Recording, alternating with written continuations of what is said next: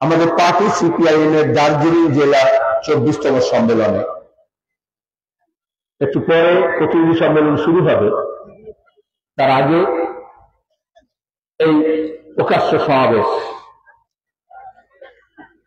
আমি এই সম্মেলনে যারা প্রতিনিধি, যারা এই বৃষ্টির মধ্যে, ঠান্ডার মধ্যে, শীতের মধ্যে এই মাঠে জড়ো হয়েছে, তাদের সবাইকে লাল সালাম জানাচ্ছি।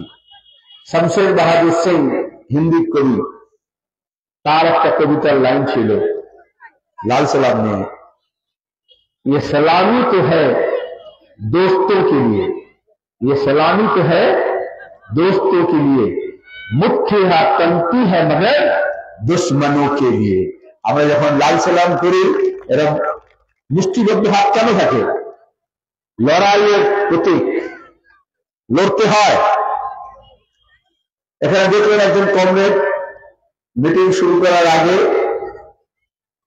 এইটা এসে আমাকে দিলেন। এইটা দেওয়ার সময় বললেন, কমরেড কাস্তে হাতুড়ি আপনাকে দিলাম, কিন্তু এর ভিত্তিটাকে অনেক মজবুত করেছি, ভারী করেছি, যাতে এই যে গ্লাসের মতো যাতে পড়ে না যায় চলে, এটা যাতে মজবুত থাকে। আর এই জন্যই এই সম্মেলনটা এই জন্য হচ্ছে দার্জিলিং জেলা এবং আমাদের রাজ্যে, আমাদের দেশে কাস্তে হাতুড়ি লাল ঝান্ডার শক্তিকে আমরা ভিতটাকে যাতে মজবুত করি। আর এই ভিত হচ্ছেন আপনারা, খেটে খাওয়া মানুষ। কারণ দেশটাকে যারা চালাচ্ছে, রাজ্যটাকে যারা চালাচ্ছে, তারা হচ্ছে লুটে খাওয়ার লোক। লড়াইটা কাদের মধ্যে হচ্ছে? লুটে খাওয়ার লোকের সঙ্গে খেটে খাওয়া লোকের। যারা খেটে খায় তারা কাজ পাচ্ছে না, বেকার ছেলে মেয়ে। সে বলছে আমি গায়ে ভেতরে কাজ করব, কিন্তু বলছে কাজ নেই। কেন কাজ নেই? আচ্ছা, এত উন্নতি হচ্ছে, মোদী বলছে বিকাশ, মমতা বলছে উন্নয়নের জোয়ার। তো উন্নয়ন বিকাশ মানে তো তার ভাগটা আমার ঘরেও আসবে। তো ঘরে কি করে আসবে? যদি আমার ছেলেমেয়েরা কাজ পায়, তবে তো রোজগার করে, তবে তো সে জিনিসপত্র কিনবে। এই যে 100 দিনের কাজ, শহরে হোক বা গ্রামে, তাহলে কাজ করছে। যার গরিব মানুষ, যার কাজ দরকার, তার কাজ নেই। যার কাজ আছে তার কাজ নেই, যার কাজ আছে তার টাকা নেই। মোদী আর মমতা মিলে তালে বলে পুরো 100 দিনের কাজ চৌপাট করে দিল। এ বলে ওর দোষ, ও বলে ওর দোষ। আমরা সিপিএম তাই কি বলি? আসলে এই লুটে খাওয়ার লোকেরা খেটে খাওয়া মানুষের অধিকার কেড়ে নিচ্ছে। খেটে খাওয়া মানুষ যখন কাজ করে, কৃষক যখন ফসল ফলায়, যখন তার সঙ্গে দাঁড়িয়ে মজুর যখন কারখানায় কাজ করে, চা বাগানে কাজ করে, খেতে খামারে কাজ করে, বাঁধের ধারে ইট ভাটায়, কেউ বিড়ি বাঁধে, কেউ রাস্তার ধারে गायकी নিয়ে শাবল নিয়ে কাজ করে। अरे जब मेहनत करता है तब ना पैसा मिलता है। अच्छा, मोदी की मेहनत करे, তার কাছে এত টাকা কোথা থেকে আসে? আচ্ছা, অভিষেক ব্যানার্জি, মমতা ব্যানার্জি কি মেহনত করে, তার কাছে কত টাকা কি করে আসে? একটা মেয়ে বিড়ি বাঁধলে 180 টাকা পাবে যদি 1000 বিড়ি বাঁধে। তাহলে যখন অভিষেক বলছে দেখো আমার লাখ লাখ কোটি কোটি টাকা, কত বিড়ি বাঁচছে? একজন 100 দিনের কাজ করে, তবে সে মজুরি পায়। দিন মজুর, ক্ষেত মজুর। তাহলে টাকাটা কোথেকে আসছে? কৃষক হোক, মজুর হোক, ছোট ব্যবসায়ী হোক, দোকানদার হোক, মাস্টারমশাই হোক, কর্মচারী হোক, সে যখন কাজ করে তখন সে টাকা পায়। অথচ এই ভোট আসলে মমতা কি বলে? এই দেখো আমি বাচ্চা জন্মালে টাকা দিই, মরে গেলে টাকা দিই, মদ খেয়ে মরলে বেশি টাকা দিই, বলে না? তারপরে লক্ষ্মী ভান্ডারে টাকা দিচ্ছি। তারপরে মোদী বলে আমি চাল দিচ্ছি, মমতা বলে আমি চাল দিচ্ছি, দুজনে এত চালবাজি হয়ে গেছে। আরে চাল তো কৃষকরা ফেলায়, সেই কৃষক ধানের দাম পায় না, ধান বিক্রি করতে গেলে দুর্নীতি হয়। আর তারপরে কি চাল দেয়? ওই যেটা দিয়ে মুড়ি হবে না সেই চাল দেয়। তাহলে মুড়ি চালগুলো কোথায় যাচ্ছে? যারা খেটে খায় তারা মোটা চাল পায়, আর যারা লুটে খায় তারা একদম মিনি বিরিয়ানির চাল পায়। এইটা হচ্ছে ব্যবস্থা। আর তারপরে ভোটের সময় বলে আমি তোমাকে টাকা দিচ্ছি। আরে টাকাটা খালি বাপের। যখন আমি যুব ফেডারেশন করতাম, গোটা দেশে ঘুরে ঘুরে একটা স্লোগান শেখাতাম। কি বলতাম হিন্দিতে?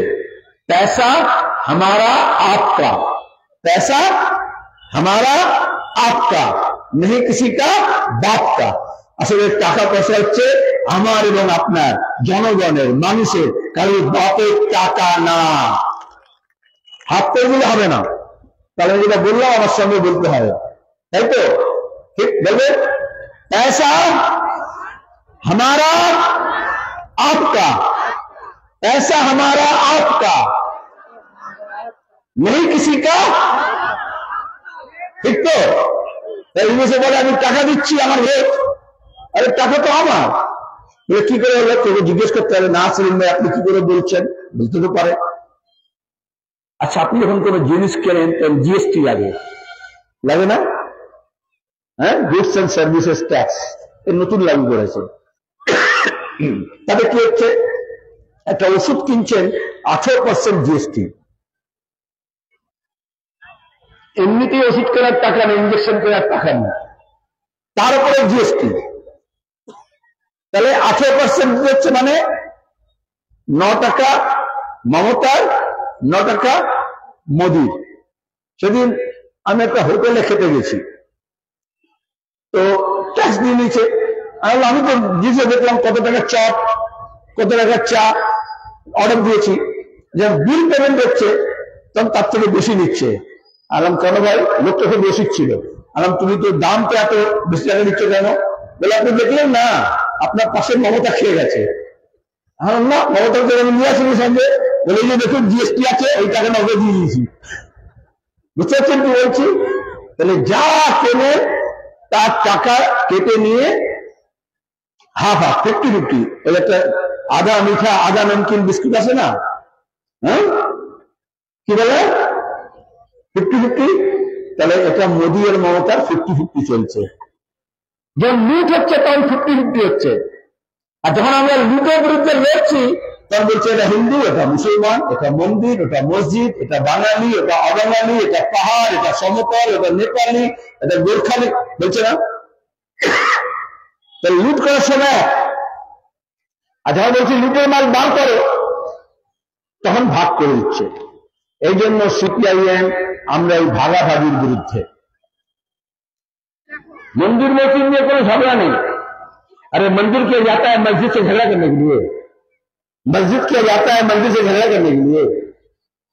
जो मंदिर में जाता है पूजा करने के लिए, वो भी नहीं जाता है मस्जिद जलाने के लिए। जो जाता है मस्जिद में नमाज पढ़ने के लिए, वो भी नहीं जाता है मंदिर को तोड़ने के लिए। फिर तोड़ता कौन है? फिर तोड़ता कौन है? मंदिर, मस्जिद, गुरुद्वारों में बांट दिया भगवान को। मंदिर, मस्जिद, गुरुद्वारों में बांट दिया भगवान को। धरती बांटी, सागर बांटा, मत बांटो इंसान को। सब इंसान को बांट रहा है। ওটা মন্দির মসজিদের ঝগড়া না। এটা এইখানে যে আছেন আর ওইখানে যে আছেন, ওইখানে যে আছেন, এই যে একসঙ্গে এসছেন, তো সবাই এসছে, তখন লাল ঝান্ডা তাকত হচ্ছে। তাহলে লাল ঝান্ডাকে দুর্বল করতে হলে কি করতে হবে? একে বলতে হবে তুই হিন্দু, ওকে বলতে হবে তুই মুসলমান, ওকে বলতে হবে তুই বিহারি, ওকে বলতে হবে তুই বাঙালি। তাহলে সব আলাদা আলাদা হয়ে যাবে। তাহলে যে খেটে খাওয়ার লোক, সে যখন টাকা রোজগার করে, সেই টাকা বাজারে আসে, জিনিসপত্র কেনে। है ना, आपके पास अगर पैसा आएगा तो बच्चे के लिए सामान खरीदेंगे, कपड़ा खरीदेंगे, खाने का सामान खरीदेंगे, तो সেটা বাজারে আসবে। তাহলে বাজারে জিনিস আসবে, সেটার জন্য কল কারখানা হবে। আমরা সেটাই চেয়েছিলাম। তাহলে বেকার ছেলে মেয়েদের কাজ হবে। কিন্তু যে লুটে খায় সেই টাকাটা সে বাজারে নিয়ে আসে না। যে খেতে খায় তার টাকা হাটে আসে, আর যে লুটে খায় তার টাকা খাটের তলায় চলে যায়। ওই যে পার্থ চ্যাটার্জি, হ্যাঁ, ওর পিতা মনে আছে, ওই জ্যোতিপ্রিয় মল্লিক, ওই যে গরু পাচার, সোনা পাচার, শিক্ষক নিয়ে যে দুর্নীতি, ওই টাকাগুলো কোথায় যায়? সব খাটের তলায় গিয়েছিল, কোটি কোটি টাকা। এখানে কেউ কেউ বলে ওই তৃণমূলের মন্ত্রী চোর, ঠিক, একদম ঠিক। তো পরশুদিন দেখেছেন বিহারেও ওই রকম শিক্ষা দপ্তরের অফিসারের বাড়িতে গিয়েছিল, আর ওখানেও খাটের তলা, এটা বিজেপি সরকার, ওইখানেও কিন্তু খাটের তলা দিয়ে কোটি কোটি টাকা বেরিয়েছে। তো চোরে চোরে মাস্তুতো ভাই। এই জন্য আরজিকর কাণ্ডে দেখলেন মেয়েটাকে पीजीटी डॉक्टर, अच्छा बाप माँ कितने अरमान के साथ बच्ची को पढ़ाने से तब वो मेडिकल कॉलेज में जाके फिर डॉक्टर बनके फिर पीजीटी का चांस मिलता है। তাকে গণধর্ষণ করলো, খুন করলো। মানুষ প্রতিবাদ করবে, মমতার লোক কেন প্রতিবাদ করছো? জেল দিলা। মীনাক্ষী গাড়ি আটকালো না, আচ্ছা গাড়ি কেন আটকালো? কারণ যখন ধর্ষণ হয় আমাদের সরকার তদন্ত করে সত্য বার করে অপরাধীদের শাস্তি দেওয়ার বদলে ওটাকে ধামা চাপা দিয়ে দেয়। हाथरस मालूम है, हाथरस में उत्तर प्रदेश में दलित कन्या गणरेप হলো, गणधर्षण হলো, তারপর তাকে খুন করলো। उसकी मां कलपती रह गई, पुलिस गाड़ी में करके लाश लेके जाके श्मशान में जला दे रहा है। मां बोलती है रोते रोते कि हमारे बेटी का मुंह आखिरकार एक बार देख लेने दो। उत्तर प्रदेश में योगी का सरकार, बीजेपी का सरकार, लेकिन वो चूंकि सिविल कास्ट, तपस्वी जाति, তাকে মুখ দেখতে দিল না, পেট্রোল ঢেলে আগুন লাগিয়ে পুড়িয়ে দিল। এখানে অত দূরে যেতে হবে কেন? হাঁসখালি নদিয়াতে বাচ্চা মেয়ে, তাকে এরকম গণধর্ষণ করলো তৃণমূলের লোকেরা। তারপরে বাসের মধ্যে বেঁধে হরিবোল করে নিয়ে গিয়ে শ্মশানে জ্বালিয়ে দিল কেরোসিন তেল ঢেলে। চিকিৎসা করলো না, পোস্টমর্টম করলো না, তখন মেয়েটা বেঁচে আছে। 5 দিন পরে যখন জানাজানি এলো, আমরা সবাই গেলাম ওখানে, মমতা কি বলছে? বলে 5 দিন চুপ করেছিল কেন, আগে বললো না কেন? আর ওর বাবা মা আমার কাছে কান্নাকাটি করে, আমার মা, ওর মা আমাকে আমার মুখে জড়িয়ে বললো যে ওর বাবাকে পুলিশ ডেকে বলেছে, দেখো তোমার নামে আমি একটা কেস করে দিয়েছি রেপের, মেয়েকে রেপ করেছো তুমি, যে তুমি এটা কাউকে বলো, সিপিএম কে বলো, খবরের কাগজকে বলো, বাইরে বলো, তাহলে বাপকে জেল দিয়ে দেবে মেয়েকে রেপ করার নাম করে। মিথ্যা মামলা কাকে বলে? হাজার হাজার মিথ্যা মামলা করেছে আমাদের বিরুদ্ধে। কেন করেছে? 80,000-এর বেশি মামলা করেছে। এই এখানে শিলিগুড়িতে কতবার করেছে। মানুষের জলে কষ্ট হচ্ছে, মিছিল করছে, কর্পোরেশনে মিথ্যা মামলা করছে। এই যে বস্তি এলাকায় মানুষ থাকে, তার ঘর আছে কিন্তু উৎখাত করতে চাইছে, জমি অধিকার দিতে হবে, পাট্টা দিতে হবে, এটা লড়াই হচ্ছে, মিথ্যা মামলা দিচ্ছে। শিক্ষক নিয়োগের দুর্নীতি, তার বিরুদ্ধে প্রতিবাদ হচ্ছে, মিথ্যা মামলা দিচ্ছে। ভাবছে মিথ্যা মামলা দিলে আর ভয় দেখালে বোধহয় সিপিএম কে টাইট করে দেবে। এই যে মিদনাপুরে কদিন আগে দেখেছেন ভেজাল ওষুধ, ভেজাল স্যালাইন, হ্যাঁ, মা গেছে, প্রসূতি মা সন্তান প্রসব করবে, তাকে এই মমতা সরকার, মমতা স্বাস্থ্যমন্ত্রী ভেজাল স্যালাইন দিয়েছে, মারা গিয়েছে। এখনো দুজন যুদ্ধ করছে মৃত্যুর বিরুদ্ধে। তারপরে দেখা গেল আলিপুরদুয়ার থেকে কাকদ্বীপ পর্যন্ত সব হাসপাতালে এই অভিষেক আর মমতা মিলে ভেজাল ওষুধের সাপ্লাইয়ের কারবার করেছে। গরিব মানুষের স্বাস্থ্য নিয়ে ছিনিমিনি খেলছে স্বাস্থ্য দপ্তর। এই জন্য আরজি করে ঘটনার পরে ওরা ধাওয়া চাপা দিতে চেষ্টা করেছিল, क्योंकि बात निकलेगी तो बहुत दूर तक जाएगी। কেন মেয়েটাকে খুন করলো, সে কি জেনে গিয়েছিল? এখন দেখবেন কাগজগুলোকে অন্তর্তদন্ত করে সব বলছে, কোনো বিচার হলো না, আর রায় হয়ে গেল। आखिर में बोलते ना बांगाली बिहारी। अरे हम जब इंसाफ बोलते हैं, আমরা যখন ন্যায়ের কথা বলি, যখন জাস্টিসের কথা বলি, সেখানে কোনো ধর্ম দেখে হয় না, সেখানে কোনো ভাষা দেখে হয় না। সত্য কোনটা, মিথ্যা কোনটা, অপরাধ কোনটা, এটা কি জাত পাত ধর্ম ধর্ম ভাষা দেখে হবে? তাহলে আইনের শাসন থাকবে? তাহলে সংবিধানের শাসন থাকবে? এই জন্য জ্যোতি বসু বলেছিলেন রাজনীতির সঙ্গে ধর্মকে যোগ করবে না। ধর্মের বেশে মোহজারে এসে ধরে, অন্ধ সেজন মারে আর শুধু মরে। যদি এখানে উদাহরণটা ভালো না থাকে, তাহলে বাংলাদেশে দেখুন গত 12 মাস ধরে কি চলছে।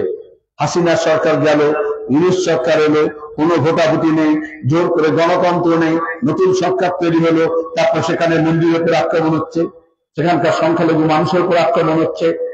এখানে বিজয় বলছে কেন সংখ্যালঘু আক্রমণ হচ্ছে? আমরা বলছি আরে পাকিস্তানি হোক, আফগানিস্তানি হোক, বাংলাদেশি হোক, ভারতেই হোক, যেখানে মানুষের উপর আক্রমণ হবে, আপনি যদি ন্যায়ের পক্ষে থাকেন তাহলে আপনি বলবেন এটা অন্যায়। এটা এরকম হবে না, নিজের বেলা আনো খাই, পরের বেলা আল্লাহ বেলায়। অন্যায় তো অন্যায়। আমি খুন করলে ভালো আর তুমি খুন করলে খারাপ, তোমার হিংসা খারাপ আমার হিংসা ভালো, এটা হতে পারে না। তাতে ন্যায়ের শাসন থাকবে না।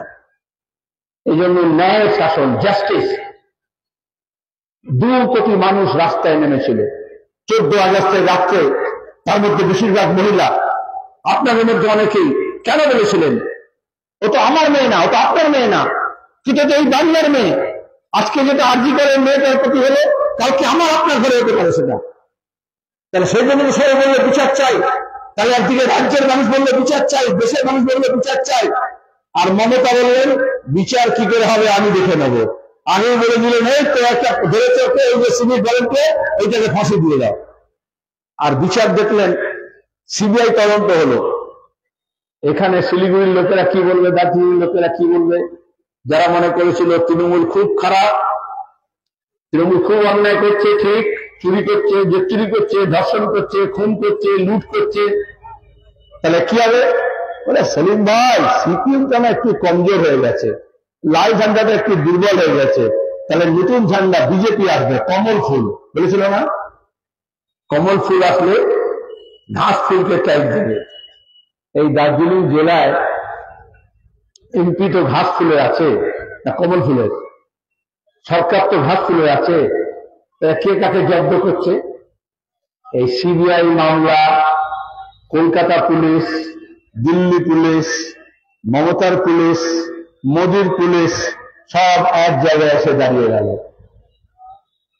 কারণ মোদি কি বলল না, खाता ना बही जो ममता कहे सो सही, ममता बहन जो बोलेगी उसको मान लो।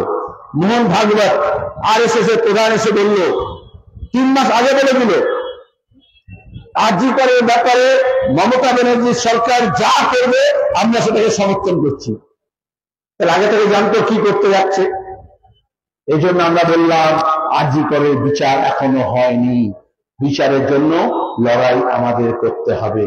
एक दिन में लड़ाई खत्म नहीं हो जाता है, चाहे हमारा जमीन का लड़ाई हो, चाहे हमारा जीवन का लड़ाई हो, चाहे न्याय के विरोध का लड़ाई हो, चाहे हमारा रोजी का रोटी का लड़ाई हो, हमें लड़ाई लड़ना पड़ेगा। और एक दिन ना एक दिन हमें वो लड़ाई जीत कर दिखाना पड़ेगा। लेकिन उसके लिए हमारा संगठन शक्ति को और ज्यादा मजबूत करना पड़ेगा। একজন মহিলা চিৎকার করলে কেউ শোনে না, হাজার হাজার মহিলা নামলে তখন লোক বলে ব্যাপারটা কি হয়েছে বলতো, বলে না। একজন শ্রমিক বললে হয় না, তাহলে অনেককে এক জায়গায় করতে থাকবে। এটা দেখে গেল।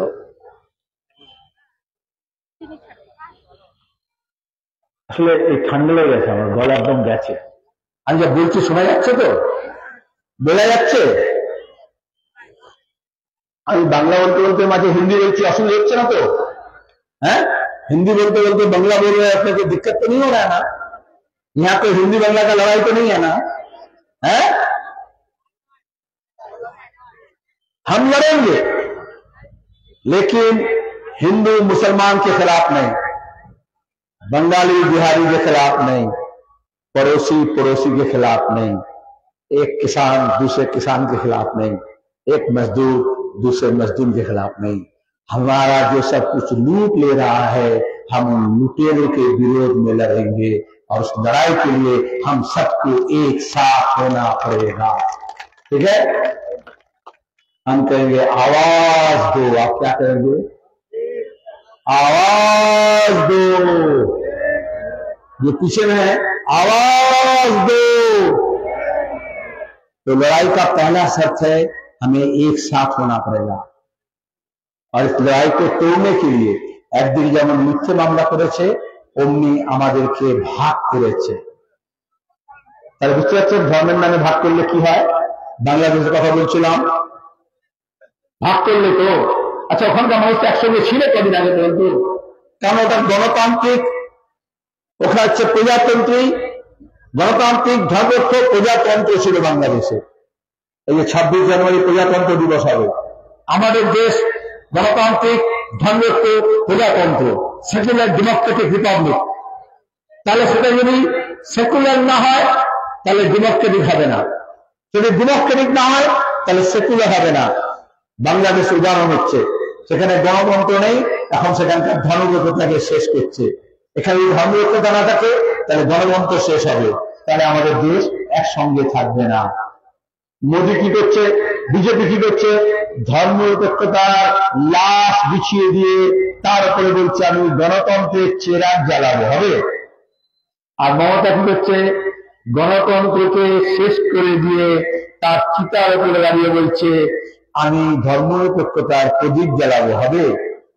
ধর্মনিরপেক্ষতাকে শেষ করে তার উপরে গণতন্ত্রের চেরাগ জ্বালানো যায় না, গণতন্ত্রকে শেষ করে দিয়ে ধর্মনিরপেক্ষতার প্রদীপ জ্বালানো যায় না। गणतंत्र और धर्मनिरपेक्ष दोनों एक साथ रहना पड़ता है। पाकिस्तान থেকে আফগানিস্তান থেকে বাংলাদেশ উদাহরণ দিচ্ছে, যদি গণতন্ত্র না হয় তাহলে ধর্মনিরপেক্ষ থাকবে না, যদি ধর্মনিরপেক্ষ না হয় তাহলে গণতন্ত্র থাকবে না।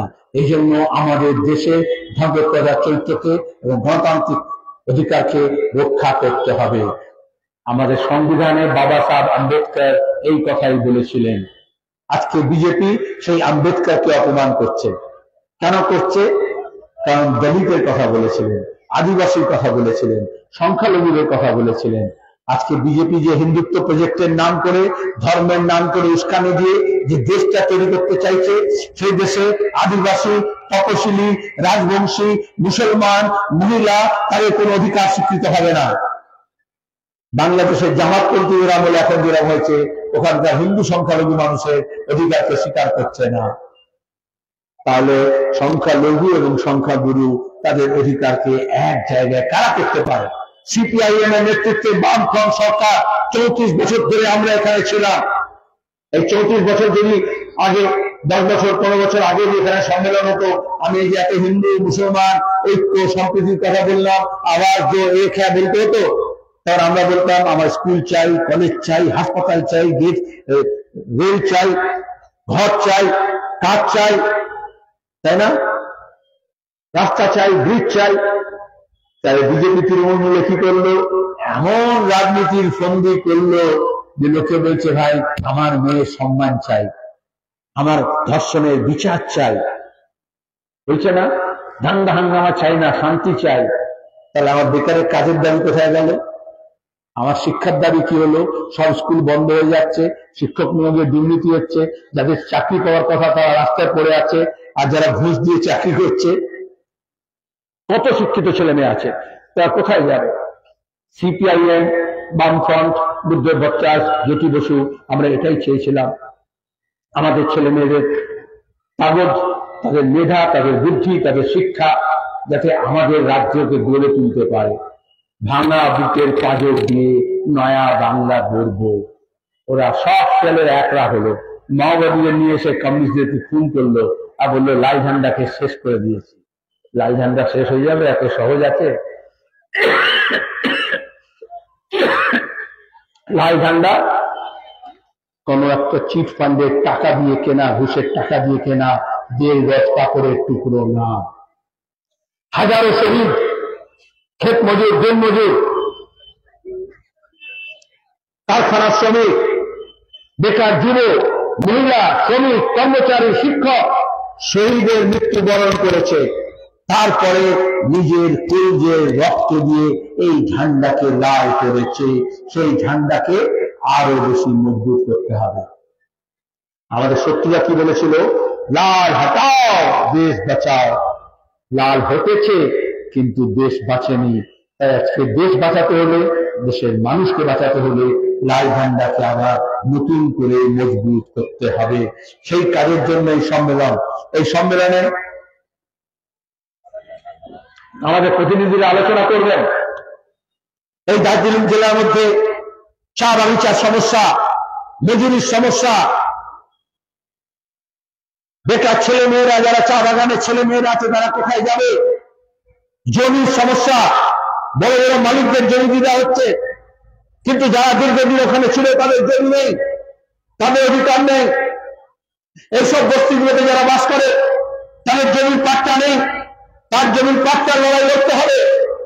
তার সঙ্গে দাঁড়িয়ে যেতে আমাদের ছেলে মেয়েরা জন্মানোর পরে যাতে তার দুধের অভাব না হয়, তার খাদ্যের অভাব না হয়, সেই খাদ্যের অধিকারের জন্য যখন সে হাঁটি হাঁটি পা পা করে বড় রাস্তায় বেরোবে, তার আগে যাতে স্কুল তৈরি হয়।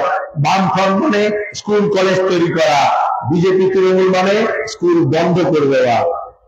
তারপরে স্কুল কলেজ থেকে যখন বেরিয়ে আসবে, সে মেডিকেল কলেজ হতে পারে, ইঞ্জিনিয়ারিং কলেজ হতে পারে, আইন কলেজ হতে পারে, আর্ট কলেজ হতে পারে, তার নির্মাণ করতে হবে।